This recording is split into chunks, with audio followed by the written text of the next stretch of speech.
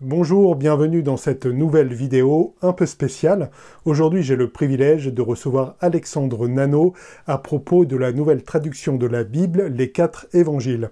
Avant de commencer, Alexandre a quelques ressources qu'il a partagées. Du coup, n'hésitez pas à aller voir dans la description de la vidéo. Il y a notamment un lien vers son site Bibliorama et un peu plus d'informations à son sujet.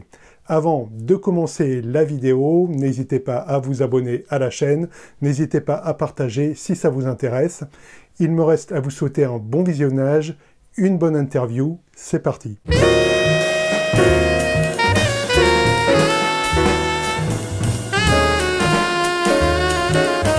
Bonjour à toutes et à tous, j'en avais beaucoup parlé sur la chaîne, ça a mis beaucoup de temps de ma faute, étant pas mal occupé et ayant un peu procrastiné, mais enfin, j'ai l'honneur, le plaisir de recevoir Alexandre Nano à partir des 4 évangiles, nouvelle traduction de la Bible, dont j'avais déjà un peu parlé sur la chaîne. Alors, bonjour Alexandre, c'est un vrai plaisir de te recevoir et avant tout, peut-être, tout le monde te connaît pas tout à fait. Alors, est-ce que tu peux te présenter, s'il te plaît? Oui, bonjour Julien et merci en tout cas de m'avoir invité sur ta chaîne. C'est un plaisir de pouvoir partager effectivement le travail que j'accomplis en ce moment. Alors juste pour me présenter assez simplement, je m'appelle Alexandre, effectivement, je suis marié et avec mon épouse nous avons eu 2 enfants qui sont maintenant assez grands. Voilà, ma fille est mariée, elle a eu un enfant, donc je suis récemment grand-parent et mon fils, pareil, a 19 ans. Donc voilà, maintenant on est dans une autre saison de vie. Mais voilà, donc je travaille effectivement dans une maison d'édition. Et on va dire depuis tout jeune, j'ai toujours été bercé dans les écritures. Hein. Cet amour pour les écritures, je le dois à mes parents. Et j'ai toujours été passionné des écritures. Et voilà, ça a fait son bout de chemin pour arriver à ce travail de traduction. Mais on va dire les 2 grandes étapes qui ont amené à ce travail. La première, c'est effectivement d'avoir fait cette école biblique avec le regretté Jean-Marc Taubois, avec qui j'ai fait des cours de théologie et d'histoire de l'Église. Et on va dire, c'est lui l'un des premiers qui m'a vraiment piqué dans la curiosité et l'intérêt de la théologie et l'histoire de l'Église. Et ensuite, c'est un ami qui m'a vraiment encouragé à faire ce site qui est bibliorama.org où l'idée de présenter les traductions de la Bible. Et puis, quand ce site a été mis en place, il y a 4 ans, j'ai été recruté par un éditeur pour participer à une nouvelle édition de la Bible qui s'appelait à l'époque la Bible BRH, enfin qui existe toujours, mais j'étais très honoré en tout cas de sa confiance de participer à cette traduction. Et ça a duré 3 bonnes années. Alors, c'était pas toute la Bible, hein, mais c'était quelques livres, dont les 4 évangiles. Et quand j'ai terminé ce travail, j'ai été vraiment encouragé par des amis, des gens qui sont dans mon cercle, à entreprendre ma traduction, si on peut dire. Et donc, c'est ce qui m'a amené à faire ce travail des 4 évangiles NTB. Voilà. D'accord, ben merci pour ces éléments. Alors, il y a un petit détail sur lequel j'aimerais un peu revenir. Quand on est appelé par le Seigneur, bon, on se sent appelé à beaucoup de choses. Certains, la diaconie, le service, la mission. Toi, donc, il y a quand même un accent sur les langues bibliques. Est-ce que pour ce travail en particulier sur les langues, il y a eu un élément déclencheur plus qu'un autre? Oui, de toute façon, c'est cette rencontre avec Jean-Marc Taubois, qui est quelqu'un qui avait une certaine maîtrise de l'hébreu. Et il y a toujours une richesse et une finesse que l'on n'a pas quand on lit la Bible à travers une traduction. Parce qu'une traduction, comme l'adage le dit, traduire, c'est trahir. Et on est obligé de faire un choix en tant que traducteur de tel mot ou de tel verbe. Et alors que si on lisait dans le texte original, que ce soit dans l'hébreu ou dans le grec, ça serait différent. Mais on est obligé de pallier à cette traduction. Et quand on voit effectivement toute la richesse qu'il y a aussi bien dans un mot, parce que l'hébreu est une langue tellement riche, et le grec aussi, qui est tout aussi intéressant. Et on va dire de voir toutes les subtilités, toutes les nuances, toutes les manières qu'on peut apporter d'une traduction, on va dire, c'est ça qui m'a un peu piqué la curiosité. Et très tôt, hein, je devais avoir 18 ans quand j'ai acheté ma première Bible d'études, et après, parce qu'on avait moins accès à tout ce que l'on a aujourd'hui, il n'y avait pas encore Internet, mais je me donnais chaque année de m'acheter une nouvelle traduction. Et en fait, j'ai fait ma bibliothèque comme ça et je découvrais des nouvelles traductions et des nouvelles traductions et des manières de voir des formulations qui sortaient un peu des sentiers battus de ce que la seconde 1910, on avait l'habitude d'avoir été formaté depuis tout jeune. Donc c'est vraiment cet intérêt effectivement pour les langues bibliques qui m'a toujours passionné. D'accord. Et du coup, alors, pour la petite blague, alors, en rigolant, mais il y a des profs qui appellent la seconde 1910 la Sainte Bible des protestants. Évidemment, c'est Ouais. pour rigoler, mais comme quoi elle a eu un impact hein, quand même, cette traduction. Et donc, ben, écoute, t'en arrives, et on a déjà un peu commencé à en parler, aux quatre évangiles. Voilà. Alors, du coup, tu as commencé un peu à en parler en intro, mais parce que du fait d'y penser, de se dire, tiens, peut-être que les traductions sont plus fines qu'elles n'y paraissent, de là à concrétiser une traduction en dur, il y a quand même un peu de chemin.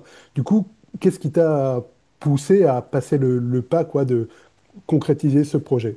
En fait, effectivement, c'est quand j'ai travaillé pour cette traduction de la NTB.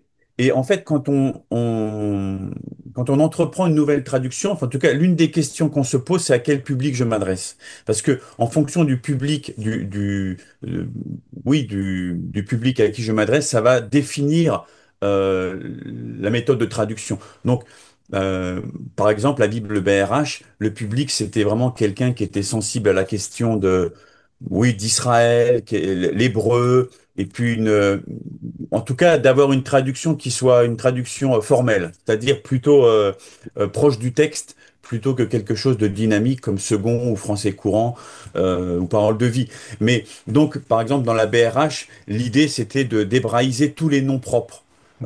Et c'est un peu le travail qu'a fait David Stern dans sa traduction. Donc voilà, il y avait quelques formulations un peu exotiques, mais en essayant vraiment de rester au plus proche du texte. Ça, c'était pour le travail de la BRH. T'es Maintenant, pas allé, moi, t'es pas allé jusqu'à faire du chouraki, quand même, dans le... non, non, non, pas du tout, pas du tout. Chouraki, c'est vraiment extrême, mais c'est pas extrême en soi. C'est parce que Chouraki choisit vraiment de rester. Il faut avoir le décodeur, effectivement, mais quelqu'un qui a des notions de l'hébreu et de ce contexte-là, il ne devrait pas avoir de difficulté d'appréhender la traduction Chouraki. Moi, j'aime beaucoup, hein. C'est sûr que si on veut savoir exactement ce que dit le texte, on prend Chouraki et voilà. Donc, moi, quand j'ai entrepris sur le travail des quatre évangiles NTB, euh, mon désir, en tout cas, je m'adresse dans la méthode de traduction, je m'adresse à un public qui connaît déjà sa Bible. On va dire même qui la connaît bien. Et l'objectif, c'est que quand il va lire cette traduction, il risque parfois de buter, d'être déstabilisé sur certains mots ou même certaines formulations. Parce que le but, c'est pas en même temps de refaire quelque chose qui existe. Il faut pas non plus être dans la tentation de vouloir absolument innover. Ça, faut toujours essayer de garder quand même un équilibre dans tout. Mais il y a des choses qui peuvent effectivement apporter des nuances, des subtilités, apporter aussi, parce que moi, je suis quelqu'un. Je n'aime pas qu'on cloisonne le texte et qu'on fasse dire ce verset-là veut dire ça. Et en fait, non, parce que les langues, et encore plus l'hébreu, c'est des langues qui sont tellement riches que, en fait, la parole de Dieu, qui est en même temps une parole vivante, la Bible, par rapport à n'importe quel autre livre profane, c'est un livre qui est vivant, qui nous lit chaque jour.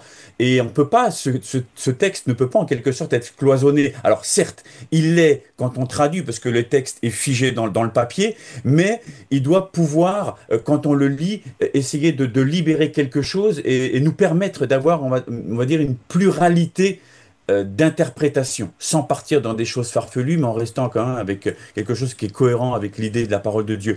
Donc, comme je disais, moi je m'adresse à des gens qui connaissent bien le texte. Et on va dire, c'est une traduction qui est faite pour les étudiants, pour ceux qui étudient le texte, pour on va dire le juste choix des mots, le juste choix des verbes, des temps, et surtout sur des mots très techniques, théologiques. Donc on va dire ça, c'est ma méthode de traduction. Ça marche. Alors, merci pour ces éclaircissements.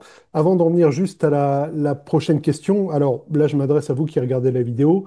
Je mets le lien vous savez, dans la description de la vidéo et je mets le lien vers les quatre évangiles NTB. Vous vous le procurez très facilement et je vous le recommande. Du coup, j'ai un petit point de curiosité. En fait, comment tu as fait? Est-ce que c'est un peu comme, alors j'ai l'exemple d'Osterwald qui lui avait quand même des traductions préexistantes qu'il avait en tête apparemment et à poser sa patte dessus, ou vraiment from scratch, from zéro, allez, le grec et bam, en avant la cadence, on y va. Mhm. Alors il y a quelques traductions qui ont fait ça.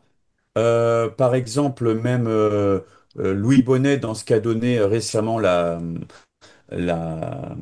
qu'on appelle la Bible annotée. Ils avaient fait toutes les notes d'études et cherchaient un texte de support, comme beaucoup les Bibles d'études. Par exemple, quand on parle de la Bible Thomson, on pense que c'est la traduction de Thomson, mais Thomson, c'est Mm. uniquement tout le travail des chaînes annexes, et il existe la version Colombe et la version NBS.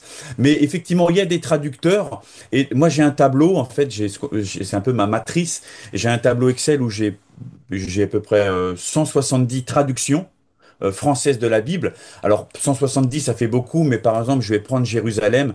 Il y a eu les premiers fascicules de 46 à 1950. Je vais avoir une colonne pour 55, une colonne pour 73, une colonne pour 98. Ce qui fait que je peux tout de suite voir, par exemple, quand il y a une révision d'une traduction, voir quelles sont les améliorations et les révisions qu'ils ont apportées. Et donc, il y a effectivement des traductions dont je vais taire le nom, mais en fait, on voit très clairement qu'ils ont pris le calque de Louis II, par exemple, 1910, et ils ont juste changé quelques mots techniques. Donc, c'est pas vraiment un travail de traduction, c'est plus un petit recalibrage où on essaye, parce que comme la seconde 1910 c'est libre de droit, n'importe qui aujourd'hui peut prendre ce calque et puis changer, par exemple, je sais pas, Jésus en Yeshua. Vous faites contrôle, remplacer tous les Jésus par Yeshua, et puis on a une traduction un peu exotique. Mais ça existe, hein, il y en a qui l'ont fait. Donc mais c'est pas vraiment un travail de traduction. Donc il existe ça. Moi, comment j'ai procédé? J'ai j'ai le calque de travail que j'ai fait pour le travail que j'ai fait avant, qu'il est juste un calque, en fait. C'est juste un calque, mais en fait, quand je fais mon travail, par exemple, je vais parler avec quelqu'un de Romains 8, 37, par exemple, je vais ruminer ce verset et je vais regarder le grec et je vais le traduire. Mais le calque, qui me sert juste que je vais faire ma traduction et je vais stabiloter. Et ce qui me permet en fait que j'ai tout le Nouveau Testament, j'ai en quelque sorte un calque, et tout ce qui est stabiloté, c'est ce que j'ai déjà traduit. Effectivement, je pars du grec, je pars du grec. Alors, je regarde la construction de la phrase, et comment je procède techniquement, c'est que généralement de faire une phrase, c'est pas très compliqué, mais après il y a la compréhension de cette phrase. Et généralement, quand c'est des phrases un peu techniques, je regarde à peu près les traductions françaises qui existent et j'en relève quatre cinq qui se rapprochent de la traduction qui me correspond. Et donc généralement, j'ai à peu près trois quatre propositions et j'ai un collège d'amis avec moi, hommes et femmes, et généralement je leur soumets, je leur dis qu'est-ce que tu préférais, qu'est-ce que tu opterais comme lecture qui te correspond. Et généralement on a un peu une réflexion de dire, bah, si tu gardes cette phrase-là, on peut comprendre ça, mais si tu gardes celle-là, ça peut ouvrir cette interprétation-là. Donc en fait, dans la traduction, je suis pas tout seul. Moi, je fais, on va dire, le travail, je débroussaille, je fais le travail de base, mais il y a beaucoup de propositions que je fais avec des gens qui sont derrière moi, dont des gens qui sont très calés en grec. Et voilà, donc ce qui fait que j'ai vraiment une équipe autour de moi. Et cette traduction, c'est pas la traduction d'Alexandre Nano. C'est effectivement, je fais le gros du travail, mais j'ai vraiment mon équipe qui est avec moi. Donc voilà, je sais pas si ça répond à ta question. Ah si, si, complètement. Et bon, derrière la plupart des projets d'ailleurs, et je dirais pas que c'est un red flag pour voir si un truc est un peu douteux, mais c'est une personne qui se dirait non, je me suis enfermé dans ma citadelle avec mon ordinateur, avec mon Logos, mon Biblia Universalis, et je me suis fait ma Hmm. propre traduction coupée du monde. Là, c'est vrai que ça allumerait quelques voyants en rouge, quoi. Mais du coup, là, il y a un aspect de discussion, si je comprends bien, avec des sachants, des gens qui sont qualifiés pour le grec et l'hébreu, et l'importance aussi du ressenti de la traduction. Et du coup, alors, j'ai moi-même sélectionné trois exemples et tu en as Ouais. sélectionné d'autres. Alors, pour reparler, bon, j'ai choisi, j'avoue, allez, des best-of de la Bible, des passages très connus, un peu pour que ça parle. Et il y a cette fameuse parabole dite du fils prodigue, où, au verset 12 du chapitre 15, tu dis ceci, enfin la Bible dit ceci, le plus jeune dit au père, Père, donne-moi la part de l'être qui me revient, et il leur partagea sa vie. Alors, j'aimerais bien que tu nous commentes un peu cette traduction qui peut faire un peu se lever, mais il y a une vraie, en fait, il y a une vraie justification à cette traduction. Oui, comme je dis souvent avec Jean, euh, il y a derrière, alors je dis pas dans l'absolu derrière chaque mot, chaque verbe, mais typiquement dans cette, surtout, on va dire, surtout dans cette parabole du père et ses deux fils, on va dire chaque mot. Alors pas dire non plus chaque caille, le caille c'est et, qui revient beaucoup surtout chez Luc, mais on va dire derrière chaque mot, derrière chaque verbe, il y a eu une réflexion pour justement ce choix des mots. Ce qui fait que enfin, je devrais être en mesure de pouvoir justifier pourquoi j'ai choisi tel mot et tel verbe. Donc effectivement, dans cette parabole de Luc 15, je crois pas, hein, parce que j'ai regardé quand même beaucoup de traductions et personne n'a osé traduire ça. Non, non, Donc, mais moi, j'ai osé. Même Darby, il va pas jusque-là. Ouais, Ouais. ouais, parce que il faut oser. Et en même temps, on peut perdre le lecteur. Mais comme j'ai dit, comme hein, je te l'ai dit et je le dis aux auditeurs, c'est que le but, c'est en même temps d'essayer d'aller un peu plus loin, tout en restant cohérent. Mais là, le grec utilise deux mots, effectivement, ousia et bios. Donc, si on pourrait avoir une lecture, alors effectivement, ceux qui ont traduit quelque chose de très matériel, c'est-à-dire le père va partager son héritage, il va partager ses biens avec ses deux frères, on va dire, on est dans une lecture qui est assez terre à terre, une lecture qui est matérialiste. Et je n'ai rien contre cette lecture, mais je crois que si on voudrait essayer d'aller un petit peu plus loin dans la lecture et essayer d'ouvrir une autre interprétation, en choisissant ces deux mots de être et de vie. Et ça, c'est une réflexion, une très longue réflexion que j'ai eue avec un ami que je remercie au début de la traduction, c'est Pierre Kranga, qui, on va dire, c'est le cœur de son message en tant que pasteur et enseignant. Lui, il enseigne beaucoup sur le cœur du Père. Et il a toute une série d'enseignements qui donne en ce moment sur le Père sacrificiel, qui en fait, dans cette parabole, c'est le Père en quelque sorte qui se sacrifie. Et il part du principe que Jésus ne fait rien d'autre que ce qu'il va faire du Père. Alors, c'est toute une série d'enseignements que si ça vous intéresse, vous pourrez voir. Mais cette parabole, comme lui, ça fait, on va dire, au moins une trentaine d'années qu'il enseigne dessus. Il a eu largement le temps de la réfléchir et il l'a pesée. Et on a fait cette traduction vraiment ensemble. Et j'ai osé lui dire, quand j'ai vu le mot bios et motia, de dire, est-ce que tu penses que si on ose traduire comme ça tirait. Et en fait, chez lui, ça fait tilt tout de suite de dire, mais en fait, moi, ça me correspond complètement parce que ça va dans le sens de mes enseignements. Donc, voilà, le but de la traduction, c'est d'ouvrir aussi une autre lecture. Donc, c'est un risque. J'espère qu'on ne va pas perdre le lecteur, mais comme je dis, je m'adresse à un public averti qui connaît. Et aussi, l'intérêt que je peux donner comme information, c'est que normalement, il va y avoir des notes d'études qui doivent accompagner enfin, le Nouveau Testament. Et j'ai pas voulu les mettre avec les quatre évangiles, parce qu'il y a tout un travail de relecture, en même temps de cohérence avec le reste du Nouveau Testament. Mais juste pour dire, il y aura une version des quatre évangiles avec des notes d'études. Les notes d'études n'ont pas vocation à imposer euh, euh, ce que je crois en théologie, c'est pas du tout ça, mais c'est d'apporter des éclairages sur le choix des mots et des choses que j'ai pu découvrir aussi dans le texte. Donc par exemple, ce que je vous ai dit sur Bios et Iusia et plein d'autres choses, vous les retrouverez dans les notes. Les notes, c'est plutôt comme des fenêtres qu'on ouvre au texte pour pouvoir dire, ah, j'avais pas vu ça. Ah, on peut aussi comprendre comme ça, tu vois? Ah, est-ce que ce sera un peu comme ce qu'a fait, alors je crois que c'est Second 21, avec l'édition moyenne taille bleue, là, avec des notes uniquement exégétiques, elles sont pas du tout doctrinales, et qui Ouais. donnent, tiens, bah là on a privilégié tel ou tel manuscrit, telle ou telle famille, Voilà, etc. ça, il y aura en même temps le choix des manuscrits pour certains mots, il y aura ça, il y aura en même temps des insertions qu'on retrouve dans d'autres familles de manuscrits. Ouais, il y aura toutes ces choses-là, des notes archéologiques, quelques notes archéologiques, quelques notes culturelles, voilà. Mais pas trop forcément axées sur la théologie et encore moins sur tous les points qui peuvent être sujets à controverse dans les milieux. Voilà. Ok. Ben, merci pour l'éclaircissement.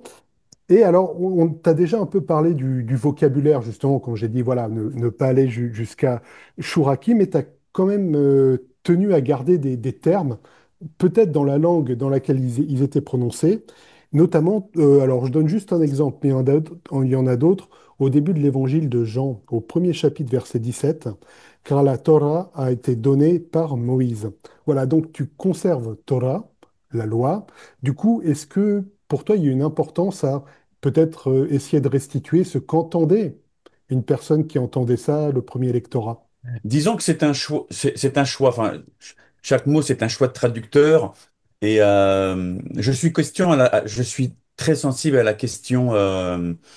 En tout cas, je suis de ceux qui travaillent à la réconciliation juif-chrétien. Donc il y a aussi ce public-là qui d'abord, on va dire, Jésus était juif, enfin Jésus est juif, et ses premiers disciples étaient tous des juifs jusqu'à l'arrivée de Corneille, qui est, on va dire, l'ouverture de l'évangile aux nations, aux païens. Mais avant cela, la première communauté n'était exclusivement juive. Donc Jésus s'adresse à ce public-là.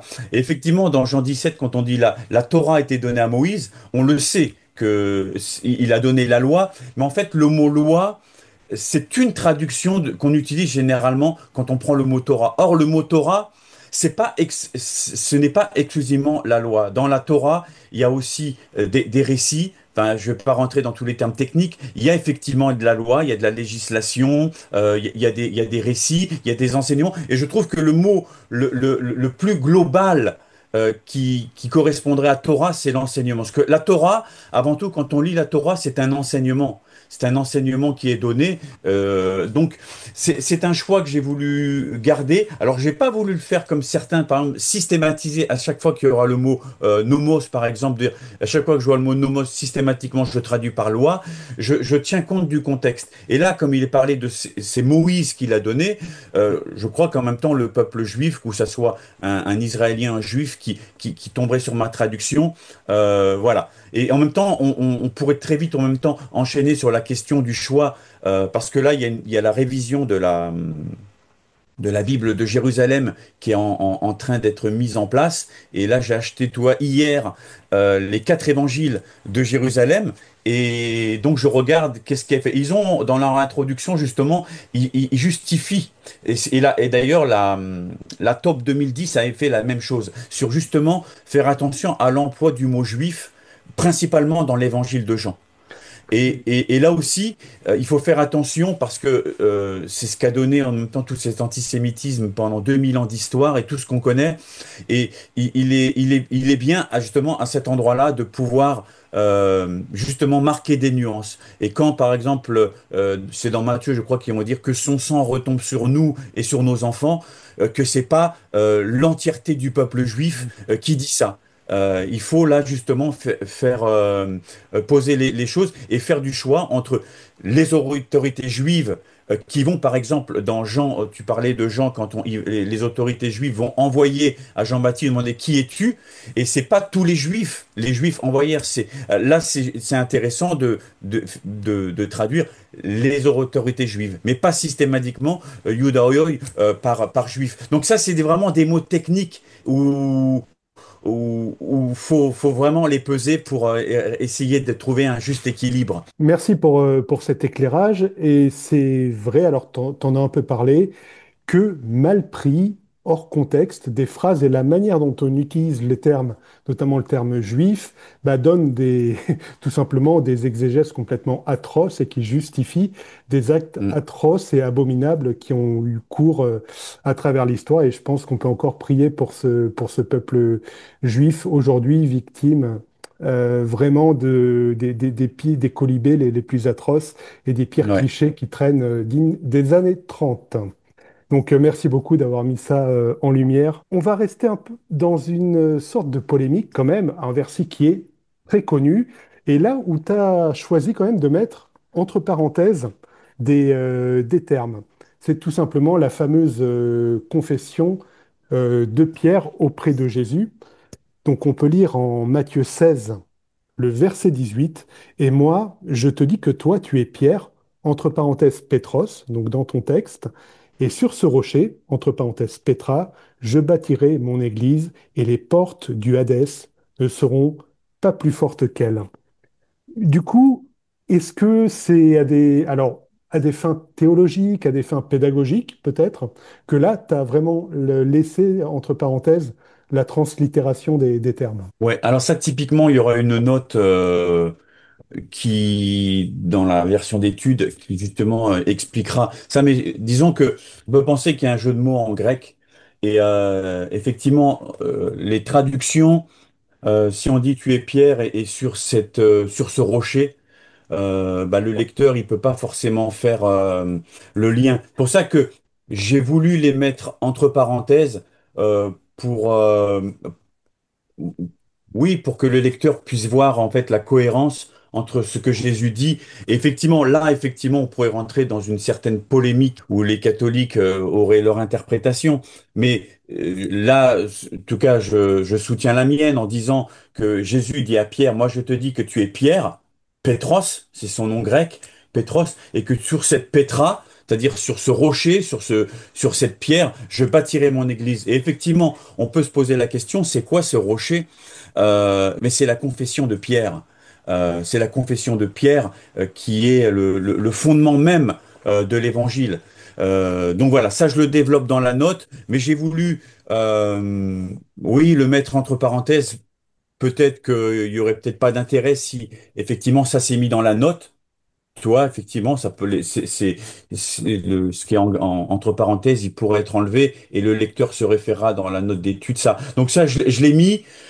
Ouais, peut-être ça sera appelé à disparaître pour n'apparaître que dans la note. Mais c'est surtout pour faire relever justement le jeu de mots en grec. C'est pour ça que j'ai voulu les faire ressortir. Ok, Et on pourrait avoir d'ailleurs la même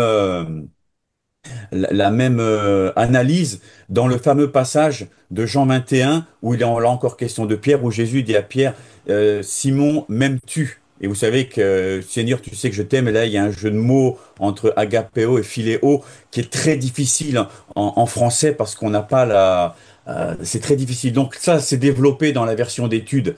Mais c'est là où on voit les limites en même temps de la langue pour restituer un mot français avec un mot grec. Donc des fois, voilà. ça marche. Bah, merci pour ton éclairage. Donc voilà, moi j'ai relevé cet apport avec un vocabulaire choisi proche de l'original, le bios de Luc et de la parabole dite du fils prodigue, le vocabulaire avec Jean et le terme Torah pour la loi. Ici, cet aspect théologique avec Matthieu. Et voilà, du coup, est-ce que toi-même, peut-être, tu as d'autres passages dont tu aimerais nous parler pour un peu mettre en relief quel a été ton travail Ouais. sur cette traduction. Alors, il y en a deux, il y a deux mots que je n'ai pas voulu traduire, qui sont pour moi des mots techniques très importants. C'est logos. Donc, quand on prend le prologue de Jean, au commencement était le logos, et le logos était prostantheos. Donc, logos, j'ai pas voulu le choisir. Les catholiques, généralement, le rendent par verbe. Mais quand on dit le verbe, enfin, c'est une bonne chose le verbe, parce que ça permet de masculiniser en même temps la reste du texte et en parlant du Fils, qui est masculin, alors que généralement les protestants au commencement étaient la parole, et du coup on est obligé de féminiser elle était. Donc je suis pas du tout dans la dynamique wokisme ou inclusive, on fait très attention, bien qu'il y ait une traduction qui est sortie dernièrement qui a été trop loin à mon sens là-dessus, ça vaut quand même le détour, mais c'est pas mon propos. Mais voilà, comme c'est un mot technique, logos, j'ai voulu le garder. J'ai Ok. voulu le garder. euh, et puis, là aussi, j'aurais juste ouvrir par prostantheos, quand il est parlé au commencement était la parole était avec Dieu. Alors souvent, les traductions, c'est avec Dieu, mais avec Dieu, qu'est-ce que le lecteur va comprendre? Certains, comme par exemple la Tov, vont dire, et la parole était auprès de Dieu. C'est bien aussi, c'est mieux. Et puis, il y en a une autre qui a mis, elle était tournée vers Dieu. Et là, c'est déjà un peu plus intéressant, ce qu'on voit que avec Dieu, auprès de Dieu, et tourné vers Dieu, il y a déjà, on va dire, quelque chose de plus intéressant, alors que pros, en grec, il y a cette idée de dynamique et d'élan vers. Et ce que j'ai essayé dans la traduction, c'est d'essayer de faire ressortir, disons, c'est toute une réflexion que j'ai eue avec un ami, rien que sur ce mot pros, c'est comment rendre en fait cette dynamique qu'il y a entre le Père et le Fils, et de ne pas s'imaginer que en fait le Fils est à côté de son Père d'une manière statique. C'est-à-dire le Fils et la parole étaient avec Dieu, et on peut dire qu'il est, comme ça en plus, imaginez que ça doit être très long, parce que c'est de toute éternité, ils sont côte à côte, et que c'est statique. Et ils sont presque en même temps côte à côte, c'est-à-dire ils se regardent même pas. Et j'ai osé parce qu'il y en a peut-être il y en a un qui l'a fait, mais je sais plus de mettre. Et alors au commencement était le logos et le logos était face à face avec Dieu. Donc ça aussi, c'est quelque chose que je suis même encore en réflexion, mais c'est quelque chose que j'ai réfléchi longuement et j'ai voulu un petit peu, c'est pas voulu forcément vouloir casser les codes ou vouloir tout ça, mais comme je l'ai dit, je m'adresse à des gens qui connaissent le texte et peut-être que pour eux, qui connaissent justement cette dynamique qu'il y a dans ce pros, que ça pourra apporter quelque chose de plus dans cette analyse du prologue. Il y a aussi un autre mot technique qu'on retrouve chez Jean, c'est le paraclète, où Jésus dira, c'est dans Jean 14, et moi, je vous enverrai un autre défenseur. Alors ça, j'ai écrit un article sur Bibliorama si ça vous intéresse, mais c'est un mot technique qui est très dur à traduire parce que certains vont traduire, c'est 14-26 je crois, vont traduire, alors je vous enverrai un autre intercesseur, un autre directeur, un autre conseiller, un autre consolateur, vous voyez, et en fait on est obligé de choisir un mot. Or, paraclète, c'est tout ça. C'est-à-dire que si vous utilisez intercesseur, c'est bien. Mais l'intercesseur, c'est un des aspects du paraclète. Si vous prenez consolateur, c'est un aspect du paraclète. Donc, j'ai voulu garder, moi, ce mot grec, un autre paraclète, que l'on retrouve, par exemple, même il fait partie du vocabulaire johannique, qu'on retrouve dans la première lettre de Jean, chapitre 2, et vous savez que vous avez un paraclète qui intercède auprès de vous. Donc, c'est un mot technique que j'ai pas voulu traduire, et je le développe donc dans la note. Tu vois, ça, c'est typiquement des mots que j'ai volontairement voulu le garder. Je crois qu'entre logos et paraclète, c'est les deux seuls que j'ai vraiment gardé que j'ai gardé le mot grec, tu vois. D'accord. C'est vrai que c'est compliqué, hein. Pour l'exemple de Logos, on est face à l'expression une des plus grandes réalités, mais un des plus grands mystères, Ouais. qui est le Père et le Fils de toute éternité. Et c'est vrai que ce débat sur ce dialogue, sur comment rendre ça, c'est quelque chose de passionnant et qui en dit long quand même sur la manière dont on aborde les choses. À trop forcer certains traits, bah, Mm. c'est comme ça que naissent parfois des dissociations de dire ah, peut-être que le Fils, il n'était pas engendré de toute éternité finalement. Et c'est comme ça que voilà. Ouais. Là, c'est vrai que du coup, le choix de garder le terme, alors logos, mais c'est vrai, pas, alors paraclète, je crois. Alors là, c'est toi qui vas pouvoir m'aider, qui est une autre traduction qui a fait le choix de le garder aussi. Oui, oui, il y en a Euh, quelques-uns qui ont gardé paraclète. Oui, oui, je sais je, pas. Oui, oui. Je crois qu'il y en a qui prennent le défenseur, effectivement, qui prennent Défenseur, là, vous regarderez l'article, j'en ai listé à peu près 8 ou 10. C'est que Voilà. euh, c'est là. Mais en fait, en fonction du mot qu'on va choisir en français, on appauvrit ce que le paraclète veut vraiment dire. Donc, mais tout le monde n'a pas en même temps la note pour expliquer paraclète et qu'est-ce que c'est que le paraclète.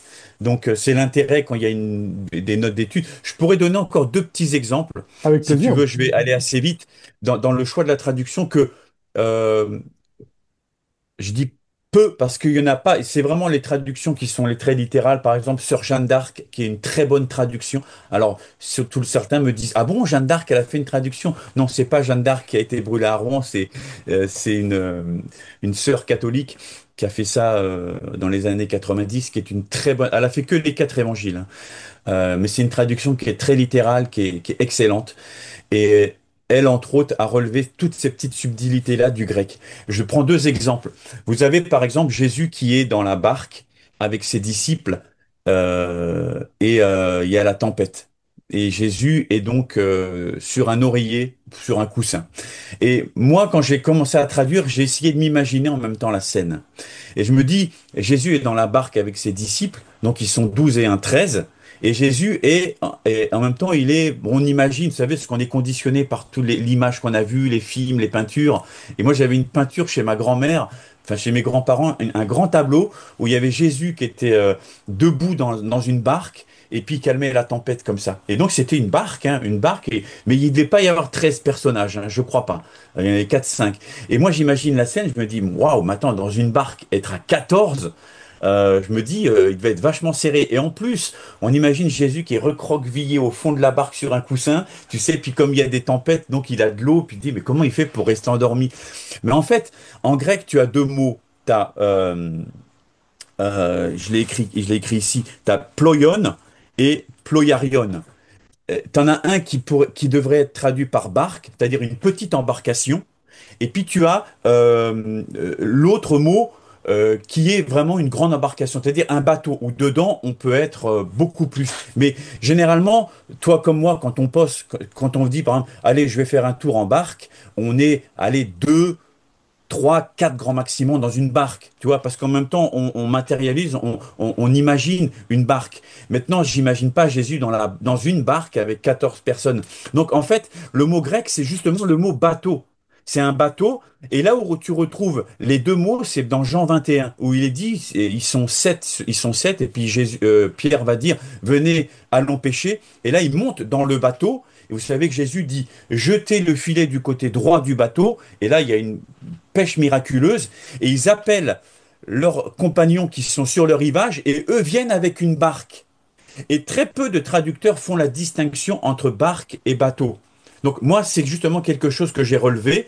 Et justement, dans les grands passages où Jésus il est dans le bateau avec les 12, c'est toujours le mot bateau. Donc je l'ai mis pour pas que on imagine, toi, tout ce que je t'ai dit. Et l'autre mot, c'est aussi chez Jean qu'on le retrouve, mais chez Marc et chez les autres, c'est pour parler du temple. On a deux mots. On a hieron et naos. Et très peu de traducteurs, là encore, font la distinction. Ils traduisent tous temple, et du coup, on ne comprend pas l'intérêt pourquoi Jean, par exemple, après le passage de la transformation de l'eau en vin, et Jésus va dans le temple, il va chasser les marchands, et il est dit, les deux points pas, que Jésus rentre dans le Hieron, et il va chasser les marchands du Hieron. Hieron, c'est vraiment le temple, c'est-à-dire le bâtiment, l'édifice matériel au sens. Et après, les autorités juives vont dire, quel signe nous montres-tu pour? Et Jésus va dire, détruisez ce naos, et là, il utilise un autre mot. Et moi, j'ai traduit sanctuaire.